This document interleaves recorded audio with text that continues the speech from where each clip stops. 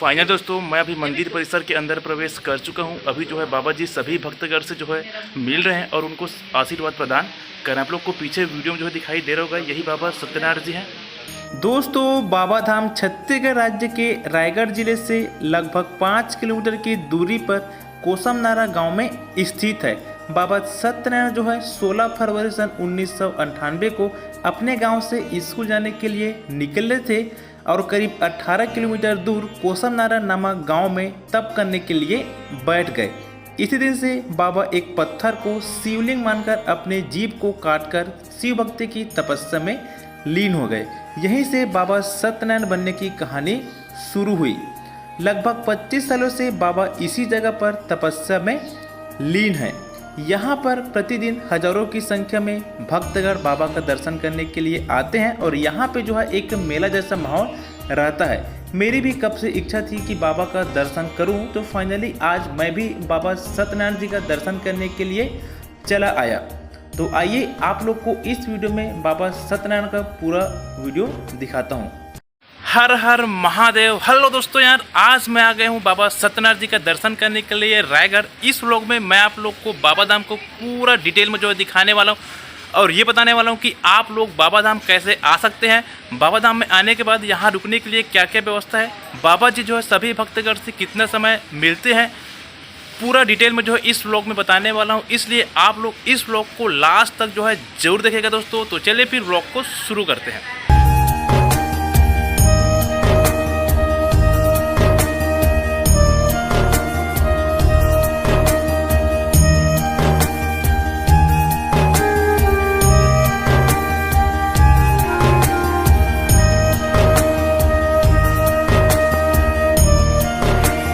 दोस्तों यार, बाबा सत्यनारायण जी का दर्शन करने के लिए मैं जो है यहाँ पे रात में आया हूँ और रात में आने का जो मेन कारण वो ये कि बाबा जो है सभी भक्तगण से रात को ही मिलते हैं। रात 12 बजे से सुबह 5 बजे तक सभी भक्तगण से बाबा जी मिलते हैं और उनको आशीर्वाद प्रदान करते हैं। इसी कारण से मैं जो है यहाँ पे रात में ही आया हूँ। दोस्तों, रात में आने के कारण आप लोग को थोड़ा वीडियो में दिक्कत आ सकता है, आप लोग को ब्लैक टाइप से वीडियो में दिखेगा, इस कारण से आप लोग मैनेज करिएगा दोस्तों।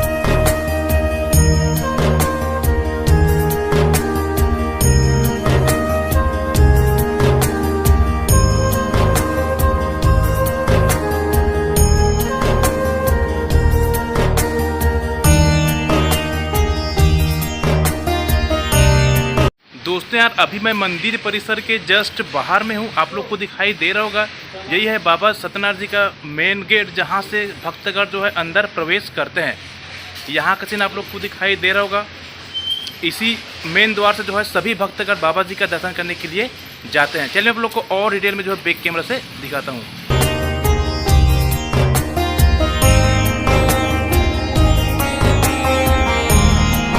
दोस्तों यार, जैसे ही आप लोग मेन गेट से एंट्री करेंगे बाबा जी का दर्शन करने के लिए, तो यहाँ पे जो है बहुत सारा आप लोग को दुकान मिलेगा, जहाँ पास से आप लोग नारियल वगैरह खरीद सकते हैं और प्रसाद वगैरह खरीद सकते हैं और भी बहुत सारा शॉपिंग वगैरह कर सकते हैं।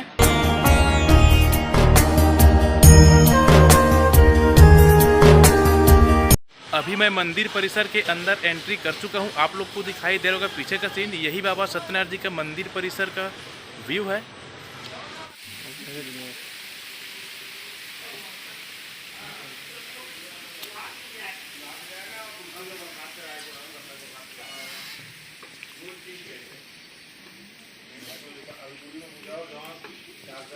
फाइनल दोस्तों, मैं अभी मंदिर परिसर के अंदर प्रवेश कर चुका हूं। अभी जो है बाबा जी सभी भक्तगण से जो है मिल रहे हैं और उनको आशीर्वाद प्रदान कर रहे हैं। आप लोग को पीछे वीडियो में जो है दिखाई दे रहा होगा, यही बाबा सत्यनारायण जी हैं।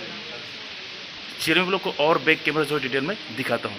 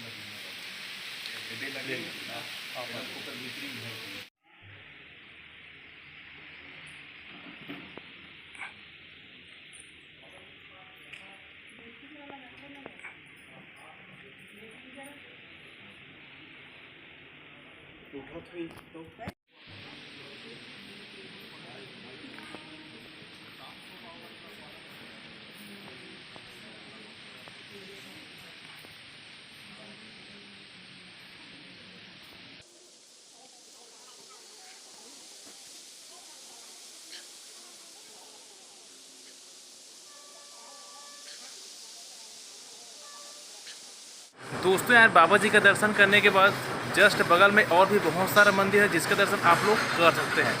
चलिए मैं आप लोग को एक एक करके सभी मंदिर को जो है दिखाता हूँ। दोस्तों बाबा सत्यनारायण जी का दर्शन करने के बाद बाहर में जो है और भी बहुत सारे देवी देवताओं का मंदिर है, जैसे कि हनुमान जी का मंदिर, श्री राम जी का मंदिर और दुर्गा माता का मंदिर। आप लोग बाबा जी का दर्शन करने के बाद इन सभी देवी देवताओं का दर्शन भी कर सकते हैं।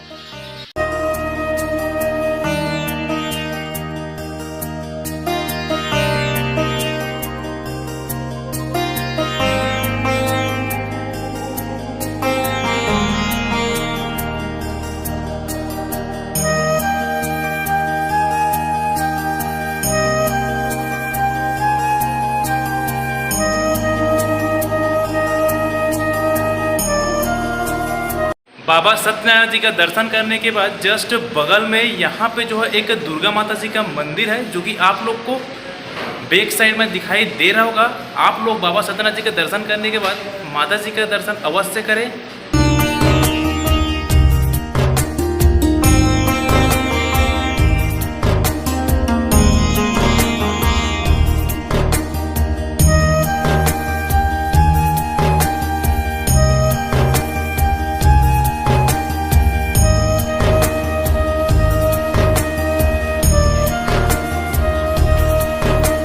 जो कि दोस्तों मैं काफ़ी रात में यहाँ पे पहुँचा हूँ, इस कारण से माता जी का जो द्वार है उसको बंद कर दिया गया है। यदि आप लोग जल्दी आएंगे तो ये द्वार आप लोग को खुला मिलेगा। दोस्तों यार यदि आप लोग कहीं दूर से आए हो और यदि आप लोग को यहाँ रुकना है तो आप लोग यहाँ कहाँ रुक सकते हैं। तो देखिए दोस्तों यहाँ पे जो है रुकने के लिए एक धर्मशाला बनाया गया है, आप लोग को पीछे साइड में दिखाई दे रहा होगा।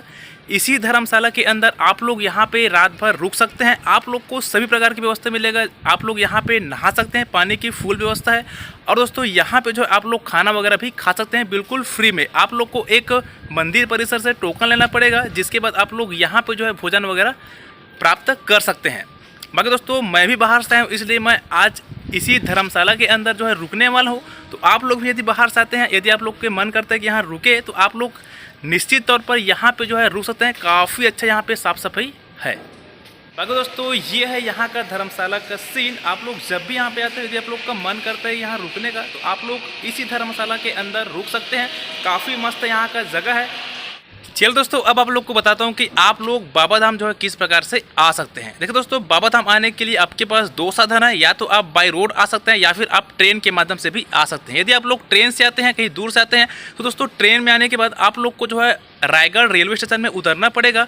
उतरने के बाद दोस्तों रायगढ़ रेलवे स्टेशन से यहाँ की जो दूरी है वो लगभग 5 किलोमीटर की है। आप लोग ऑटो वगैरह से यहाँ पे आ सकते हैं। ऑटो का जो किराया है वो एक व्यक्ति का 50 रुपये है। आप लोग यदि रेलवे से यहाँ आते हैं तो आप लोग 50 रुपये दे के यहाँ पे जो है आ सकते हैं। उसके बाद दोस्तों यदि आप लोग और किसी दूसरे सफर से आते हैं बाई रोड, तो आप लोग को दोस्तों जो रायगढ़ से यहाँ तक की जो दूरी है वो लगभग 4 से 5 किलोमीटर है। आप लोग जो है किसी भी साधन से आप लोग रायगढ़ आइए, उसके बाद आप लोग जो है यहाँ पे आ सकते हैं।